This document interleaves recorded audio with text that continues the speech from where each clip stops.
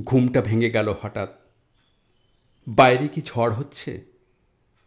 দাপাদাপি করছে জানলার পাল্লা দুটো। মাঝে মাঝে বিজলি ঝলকাচ্ছে।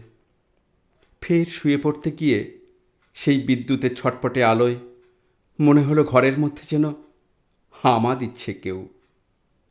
কে ওখানে? কে? হামা কোনো শব্দই করে না। উঠে আসি কাছে, আবারও জিজ্ঞেস করি, কে আপনি? কি চান?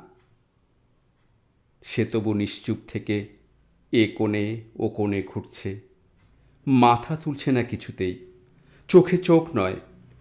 কিছু কি খুঁজছেন আপনি? শুনতে পাচ্ছি, খুঁজছি ঠিকই, খুঁজতে তো হবেই, পেলেই পেরিয়ে যাব নিজে নিজে হেঁটে। কি খুঁজছেন? মিহিস্বরে বললেন তিনি।